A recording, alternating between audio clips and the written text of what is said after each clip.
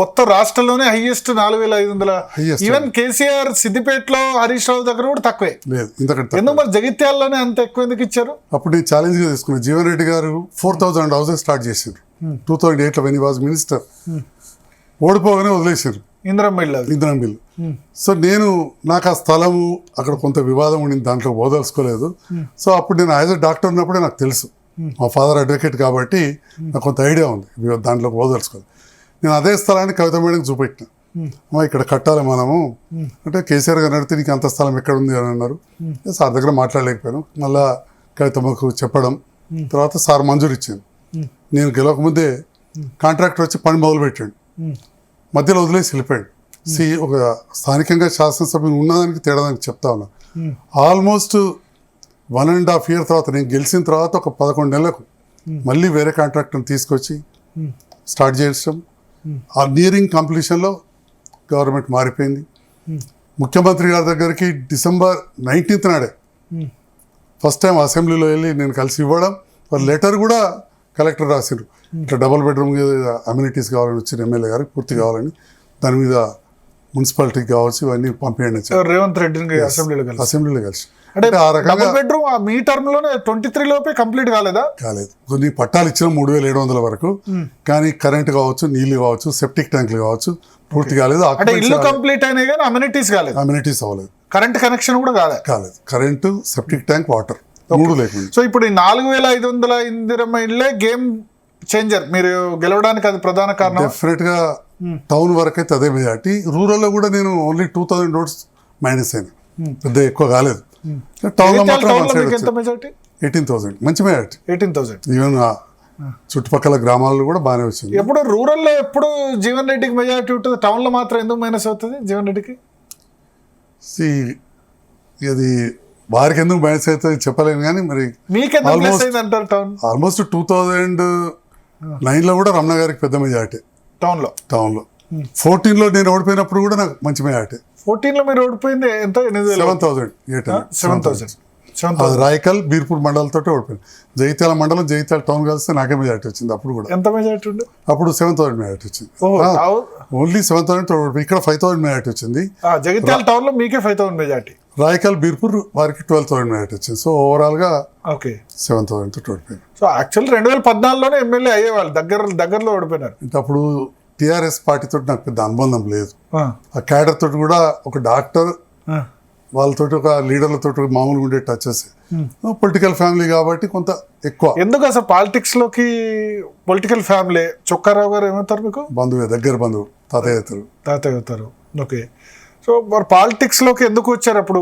9 to 14 మధ్యలో 84 నుండి కూడా చొక్కారావు గారు ప్రతి ఎలక్షన్లో తిరగడం కావచ్చు, తర్వాత రత్నాకరావు గారు తిరగడం కావచ్చు. చొక్కారావు గారు చనిపోయిన తర్వాత రమణ నాకు మంచి ఫ్రెండ్. రమణకు కూడా ప్రచారం చేసేవాడిని యాక్టివ్గా. నాకు కొద్దిగా ప్రభావం ఉన్న చేయగలిగిన కొన్ని గ్రామాలు, దగ్గర బంధువులు, కొన్ని గ్రామాలలో నాకు మంచి మిత్రులు ఉన్నారు. నా స్వగ్రామం కూడా పూర్తి పక్కనే. అప్పుడు కూడా నేను రమణ గారు 94 నుంచి రమణకు ప్రచారం చేస్తున్నారు. 99 నుంచి. సో అప్పటి నుంచి జీవన్ రెడ్డి వ్యతిరేకమే. వారికి వ్యతిరేకమని కాకుండా రమణ గారికి అనుకూలంగా ప్రచారం చేసి, is good friend of mind, ప్రచారం చేశారు. సో 14లో మరి మీరే రాజకీయాల్లోకి రావాలి ఎందుకు అనిపించింది? బిఫోర్ నేను అనుకోలేదు. నేను ఆ వాస్తవానికి చాలా బిజీగా ప్రాక్టీస్ చేసుకుంటాను యాజ్ ఎ డాక్టర్. రోజు 15-20 ఆపరేషన్లు చేసేవాడిని. సడన్గా కవిత మేడం వారి పిఏతో ఫోన్ చేయించడం, వెళ్ళి కలవడం, వారు చెప్పడం. కానీ అప్పుడు కూడా చెప్పినాను గెలిచడం కష్టం, ఎందుకంటే కేసీఆర్ గారు 3వ స్థానంలో ఉన్న place Jagtial. Jagtial assembly segment లో వారు పార్లమెంట్ సభ్యులు ఉన్నప్పుడు 2006, 2008లో 2 సార్లు కూడా 3వ స్థానం ఉన్న place. Okay. Jeevan Reddy first వచ్చారు, రమణ సెకండ్, థర్డ్ కేసీఆర్. చాలా టఫ్ కాన్స్టిట్యున్సీ టీఆర్ఎస్ కి. అంటే 2006లో 2 లక్షల మెజారిటీ వచ్చినప్పుడు కూడా కేసీఆర్ థర్డ్ పొజిషన్. ఓకే. ఆ తర్వాత 2008లో ఓడిపోయినప్పుడు ఓడిపోలేదు. 15,000 ఓట్లతో Jagtial 28,000 almost minus. So BRS కు ఇప్పటి బీఆర్ఎస్ అప్పటి టీఆర్ఎస్ కు చాలా టఫ్ కాన్స్టిట్యున్సీ జగిత్యాల. ఎందుకు టఫ్ కాన్స్టిట్యున్సీ? ఇక జీవన్ రెడ్డి గారి ప్రభావమే అనుకోవాలి. జీవన్ రెడ్డి, ఎల్రమణ ఇద్దరు స్టార్సే ఉన్నారు. కాంగ్రెస్, టీడీపీ ఇద్దరికి స్పెషల్ 9 నుంచి 14 మధ్యలో కాంగ్రెస్ ప్రభుత్వం ఉండేది. జీవన్ రెడ్డి గారు ఎమ్మెల్యే కాకపోయినా కానీ ఎమ్మెల్యే కంటే మాజీ మంత్రిగా అంతకంటే వారి ప్రభావం ఎక్కువ ఉండేది. సో ఎవరు కూడా ధైర్యం చేయలే. అసలు 14లో కౌన్సిలర్ పోటీ చేయడానికి ముందుకు రాలేదు, గ్రామాలలో ఎంపీటీసీ అభ్యర్థులే దొరకలేదు. ఓకే, ఆ టైంలో నన్ను పిలవడం జరిగింది. అంటే అప్పటి వరకు మీరు రాజకీయాల్లో లేరు? ఉన్నాను, కానీ సభ్యత్వం కానీ అలాంటివి లేవు. సోషల్ సర్వీస్లో ఉన్నారు. సోషల్ వర్క్లో ఎలక్షన్స్ టైంలో పనిచేసేవాడు. మా ఫాదర్ కూడా సీనియర్ అడ్వకేట్, తను కూడా చొక్కరావు గారికి కానీ ఇట్లా ఎలక్షన్స్ అప్పుడు యాక్టివ్గా పనిచేసేవాళ్ళు. అంటే నాకు తెలుసు సంజయ్ కుమార్ అంటే అప్పుడు కంటి డాక్టర్ ఏంది, దాదాపు 70,000-80,000 సర్జరీ చేసి ఉంటారా కళ్ళు? ఈజీగా చేసి ఉంటుంది, ఎందుకంటే లేదు ఎంత ఇచ్చినా తీసుకున్నామని ఆ ప్రాంతంలో #1 డాక్టర్ నేనే. ఆ ప్రాంతంలో ఇప్పటికీ చేస్తున్నా. ఎందుకంటే నేను జగిత్యాలనే చదువుకున్నా కాబట్టి మా చిన్నప్పటి నుంచి కంటి డాక్టర్ అంటే, కంటి సర్జన్ అంటే సంజయ్ కుమార్. కూడా చెప్పారు మీరు వాణి కాలేజీలో శిశుమందిర్ సరస్వతి శిశుమందిర్లో చదువుకున్నా. అప్పటి నుంచి కూడా మీరే కంటి డాక్టర్ అంటే సంజయ్ కుమార్ దగ్గర పోతే సర్జరీ చేస్తారంటే ఎన్ని సర్జరీస్ చేసి ఉంటారు మొత్తం? దాదాపు ఆల్మోస్ట్ నియరింగ్ 1 lakh సర్జరీస్. 90,000 అయితే 100% చేసి. ఓకే, అందులో 15,000 మందికి ఫ్రీగా చేసి ఉంటాం. ఓకే, అంటే ఇప్పుడు 365 రోజులు ఉంటే దాదాపు ప్రతిరోజు సర్జరీస్. గతంలో సండే కూడా సండే ఫర్ సర్వీస్ అన్నట్టు సండే ఏదో క్యాంప్ చేయడం, ఆపరేషన్ చేయడం కామన్ చేసేవాళ్ళు. కొన్నిసార్లు అయితే అప్పుడు ఫ్రీ ఐ క్యాంప్స్ ఎక్కువ ఉండేవి. వన్ సింగిల్ డే అంటే లయన్స్ క్లబ్ ఇవన్నీ ఉండే కదా, వాళ్ళది ఉన్నది, ఇప్పటికి కూడా ఉంది. They are doing good job. జగిత్యాల్లో రోటరీ క్లబ్ ద్వారా ఒకసారి సింగిల్ డే 154 సర్జరీ చేయించినాం. అంటే అవి called my friends seniors. Okay, ఒకటే రోజు. యావరేజ్గా మీరు ఎన్ని డే సర్జరీ చేస్తారు? యావరేజ్ 10 నుండి 20 వరకు చేస్తూ ఉంటాం. 10 నుంచి 20. ప్యాషనా మీకు? డెఫినెట్గా అది ఉంటేనే కదా చేయగలిగేది. ఇప్పుడు ఎమ్మెల్యే అయిన తర్వాత కూడా కంటిన్యూ చేశారు కదా? రేపు ఉన్నాయి ఆపరేషన్స్. రేపు ఉన్నాయి ఆపరేషన్స్. ఈరోజు హైదరాబాద్లో కాబట్టి క్యాన్సిల్ చేసిన, రేపు ఉన్నాయి. అండ్ నాకు 2 మంచి డాక్టర్ కొలీగ్స్ ఉన్నారు, wife and husband. They are selected. మా స్టాఫ్ కూడా 30 years నుంచి కంటిన్యూ అవుతున్న వాళ్ళు ఉన్నారు. ఓకే, చాలా మంది రాజకీయాల్లోకి వచ్చిన తర్వాత మానేస్తారు కదా, వైద్య వృత్తి కానీ లేకపోతే హాస్పిటల్ కానీ, అది కానీ మీరు దాన్ని ఆపలేదు. దాంట్లో one advantage in my profession is I'm an ophthalmologist. Okay, ఆఫ్థల్మాలజీలో ఒక 10% ఎమర్జెన్సీస్ ఉంటాయి. Okay, 90% you can plan, schedule చేయొచ్చు. సో మన కొలీగ్స్ ఉన్నారు కాబట్టి వాళ్ళు కొన్ని చూసేస్తారు, మిగతాయి నా కోసం ప్లాన్ చేస్తారు, షెడ్యూల్ చేసి పెడతారు. సో ఎప్పుడు మీరు ఎండి ఆఫ్థల్మాలజీ అయ్యారు? 92. సో 8 + 26 34 సంవత్సరాల్లో దాదాపు 70,000-80,000 లక్ష దగ్గరలో సర్జరీలు. 80,000 అయితే 100% క్రాస్. 80,000. 90,000 అయితే 1 lakh సర్జరీస్ కంప్లీట్ చేస్తారు. ఓకే, ఎమ్మెల్యే ఉన్న టైం దొరుకుతుందా సార్ ఈ సర్జరీ? కష్టమే, కానీ ఫార్చునేట్లీ ఏంటంటే మా వైఫ్ చొక్కరావు గారు సొంత మనమరాలే, ఆమెకు తెలుసు పాలిటిక్స్ ఏంటంటే. వాళ్ళ నాన్న కూడా వేములవాడ దేవస్థానం చైర్మన్గా, CESS, sarpanch. So political family కాబట్టి షీ కోఆపరేట్స్. ఉన్నొక్క అమ్మాయి పెళ్ళి అయిపోయింది.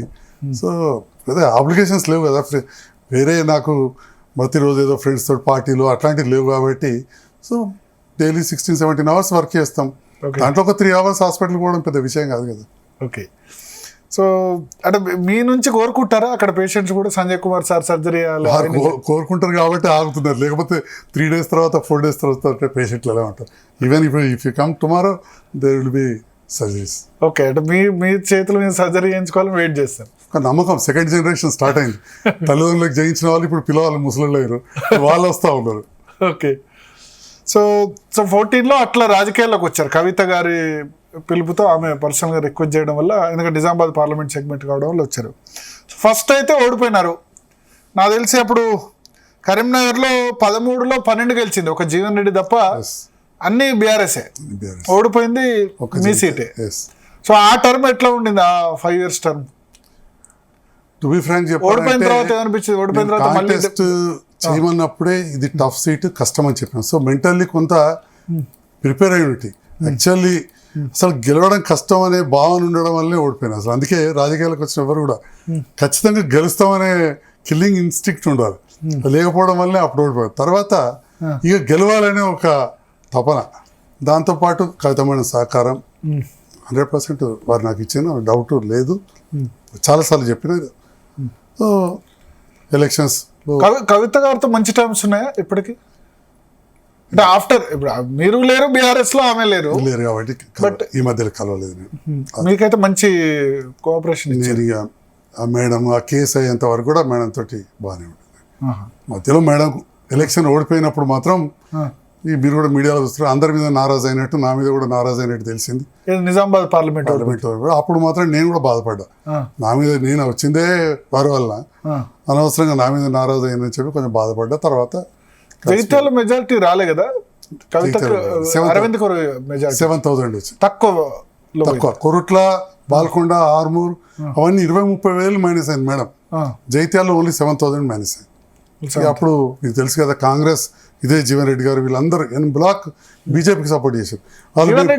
అరవింద్ సపోర్ట్ చేసిన ఆన్ రికార్డ్ చెప్పారు. 2019లో సీనన్న కొడుకు అని చెప్పి చేసిన అని చెప్పి ఆన్ రికార్డ్ చెప్పారు. ఇప్పుడు అదే అనిపిస్తుంది. నికార్సైన కాంగ్రెస్ రాజకీయ నాయకుడు అంటారు మా జీవన్ రెడ్డి గారు. వారు నోటికి ఉంటే చెప్పింది ఆన్ రికార్డ్ ఉంది ఎవ్రీవేర్. మధుయాష్కి కూడా చేయలేదు అప్పుడు ఎలక్షన్లో, చేయలేదు. ఆల్మోస్ట్ ఈ లాస్ట్ డిపాజిట్ అంటే చెప్పేశారా క్యాడర్ కి మీరు ఇంకా అరవింద్ కోటేసేయండి అని చెప్పి చెప్పేసారు. చెప్పినామని చెప్పి మళ్ళీ మీడియా కూడా చెప్పారు జీవన్ రెడ్డి గారు. సీనన్న కొడుకు అని చెప్పి అప్పుడు డీసీ రాస్ అందరికి ఫోన్ చేశారులేండి, నా కొడుకు నిలబడుతున్నాడు సపోర్ట్ చేయండి అని చేసారు. ఆ విషయం కొద్ది ముందే మాకు తెలిసింది. అయితే మేడం కూడా నేను చెప్పిన కొద్దిగా ప్రాబ్లం ఉంది మేడం అని కూడా చెప్పినాం. 7 కాన్స్టిట్యున్సీలు అప్పుడు ముఖ్యమంత్రి, నేను అప్పుడే కొత్తగా గెలిచున్నా.